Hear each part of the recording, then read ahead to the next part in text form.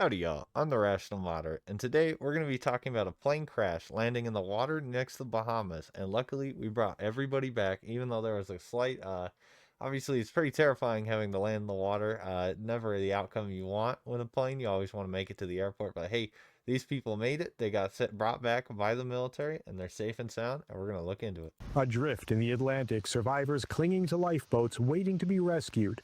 Olympia Ouden was there with her niece and two grown sons, and she can't swim. Water around us, and my niece, she was on the wing. And she told me, she said, Auntie, she said, swim. I said, I can't swim. She said, you have to throw yourself in the water and flap your foot. Absolutely the worst time to have to learn something. The critical moment. You need to learn how to swim because you're going to drown if you don't because we're out in the middle of the ocean. That's just the worst the worst timing to try and learn a new skill. You got to learn how to swim in the middle of the ocean or else you're going to drown. Like what a rough day, right? But hey, she made it and she's a trooper. Ouden was one of 11 people U.S. military rescuers pulled from the ocean after their small plane crashed.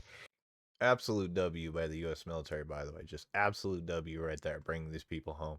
She and her family were on a charter flight from Abaco home to Freeport in the Bahamas. She says they got caught in a storm, and after that, the pilot was flying around trying to find where to land. He tell us, say the GPS gone out on him. And then the wing, one of the thing, it was only, the plane was only riding off of one wing, off of one propeller. And then when that shot off, he tell us they tried to start the next one couldn't start.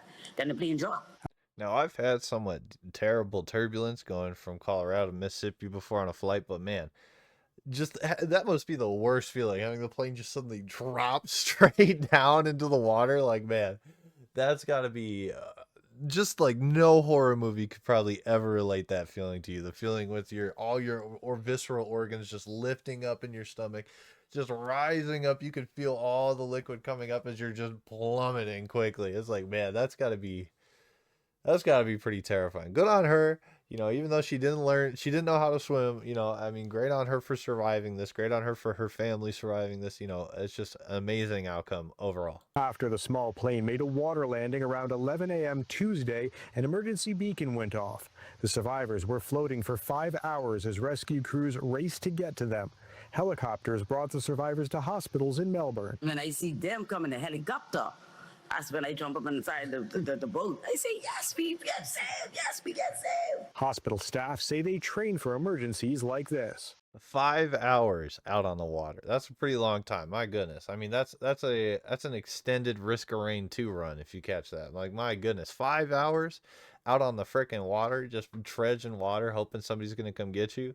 Thankfully, they still had the emergency beacon that gets sent out, and people knew where they were. But man, that's still got to be a horrible, horrible experience to go through.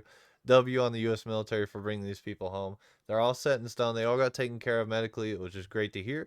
And overall, this is probably the best outcome you can have for a plane crashing into the middle of the ocean in the water after having such a mechanical failure. But hey, I'm the Rational Moderate. Stay safe. Don't get in a plane crash. We've been seeing a lot of plane crashes recently, and that's pretty spooky, honestly. I don't want to get in a plane right now.